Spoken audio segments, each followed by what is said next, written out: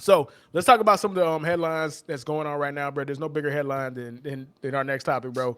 Derek Carr got bitched, bro. I didn't see this one coming, dog. I didn't see this one coming at all, bro. You know, Where you were know, you? Go ahead, go like ahead, go ahead, go ahead. no, I was gonna say, Herb. I don't think any of us saw it coming, but at the end of the day, it tells you where the Raiders are. I think they're done with this nigga. Like I think they benched him because they're like, you know what? Let's make sure he's healthy so we can get rid of him. That was my takeaway after seeing that they benched him because for what other reason you don't have anybody in place behind him to take over for now. Jarrett Stidham. That's who they're riding with. This is and if it was just the benching, I would have been like, I would have disagreed with you because I'm like, hey, we've seen people get benched before. We don't see franchise quarterbacks get benched. That doesn't happen. That does not happen. If you believe in somebody, you don't bench them because you understand what the implications behind that. Facts. However, if he wasn't sent home, I would have been like, you know what? There's still a way for this to work. The fact that they sent him home, that let them know, like, that let him know, that let everybody in that organization know, that let everybody from upstairs down that Right. we are not going to be dealing with Derek Carr going forward. And it blows my mind because one of Colin Cowherd's like recurring topics that he does is the fact that Derek Carr has been able to exist in chaos for so long, and he's been an incredible soldier, bro. Whatever you want to think about Derek Carr, he didn't deserve getting benched and getting embarrassed like that for all the shit that he's put up with the Raiders, bro. It's the Raiders. The fucking Raiders, bro. Their owner has a bowl cut in 2022 going into 2023. That's the kind of clown show circus that this guy's been dealing with. Let's think about this, bro. He was teammates with Antonio Brown for 3 months, and then Antonio Brown ice burned his feet, bro, and set Right. the entire set the whole shit ablaze, bro. He Right. had to be coached under John Gruden in that circus. He had to deal with Mark Davis, who is absolute an idiot of an owner. His star wide receiver, the first wide receiver taken in the 2020 draft. Mind you, this is a draft that had Justin Jefferson. This is a draft that had um who else was in that draft, dog? Who was in the 2020 draft, Rod? The 20, which one? The 2020 draft? 20 draft. It had all the receivers because that's the one that had CD Lamb. That's the one that had Justin Jefferson. It had just about everybody better than Henry Ruggs in that Yeah, motherfucker. pretty much, bro. Like that's I think Jerry Judy was in that draft. Jerry No? Judy was in that draft, bro. Yeah. From the very next pick after Henry Ruggs, bro, was Tristan Wirfs, bro. Then you had AJ Terrell, you had CD Lamb, you had Austin Jackson, you had Justin Jefferson, all pro receiver, bro. Patrick Queen, like T. Higgins, bro. Look at some of the players that they had after him, bro. Jonathan Taylor, Antoine Winfield Jr., Trevon Diggs, Jalen Hurts, Jonah Jackson. Like these are some of the players that was in his draft. That's not Derek Carr's fault that he had to deal with this nonsense, bro. He just was in the playoffs Didn't last they year. have Mike Mayock as the GM for a while? Bro, Mike Mayock was never the GM, bro. Like Mike Mayock was my favorite draft analyst, bro. Like Mike Mayock, granted, he didn't start it. Obviously, that was Mel Kiper and Mel Kiper Tom Jr., and shit. bro. Like Mel Kiper created the entire industry, right? But Mike Mayock routinely was the guy I went to and I trusted because more often than not, the people that he said were going to be good players ended up being good players.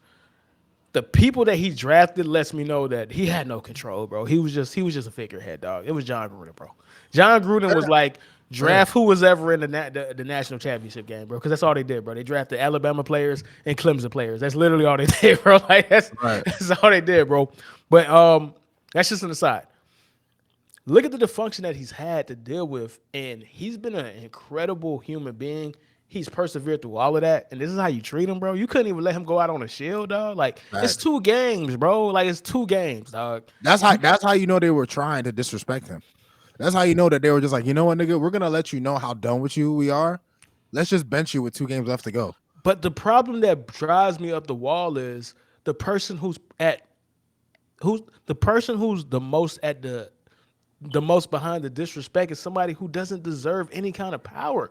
How is Josh McDaniels allowed to get away with this, bro? He's only been bad anytime he hasn't been around Tom Brady and or Bill Belichick, dog. How does he keep getting away with this, bro? Like, what naked pictures does this motherfucker have? Bro, this nigga, dog, this nigga's like, this nigga just doesn't die, bro. Bro, He just doesn't he has die, to, bro. I'm telling you, Rod. He has to have Mark Davis butt naked on his knees with the dominatrix standing with with her heels 9 inches into this nigga's back, bro, with a little ball in his mouth, dog, tied up Fact. like a fucking pig, bro. There's no Bro, other way that this makes any sense, dog. Like this nigga Josh got a McDaniels storage does room not, of blackmail, bro. dog. Josh McDaniels does not deserve this power. We No. seen him flame out in the same division. The Raiders, more than anybody, should know that he was not a good coach. You Mhm. saw him with the Broncos. It's the same dude who took Tim Tebow in the first round. Unbelievable. He should have never been a head coach just for that move. Again, he should have never. The fact that you know what it is, Herb, the New England Patriots have this ability to make average coordinators look really good. So that's how you get a guy like Matt Patricia as a head coach in Detroit. That's how you get a guy like Bill O'Brien as not only was he the head coach of the Texans, he was the GM. They gave Think him that about much this, power. bro. That's insane. Bill O'Brien, who is as average as it gets, is far and away the best coordinator from the Patriots staff turned head coach. So that lets you know that whatever Bill Belichick is cooking is not actually real, bro. It's a fugazi, bro. Like Wolf of Wall Street, Matt Damon's Matthew McConaughey's character, bro. It's not real. It's fugazi, bro. Like it's not Fugazi. real.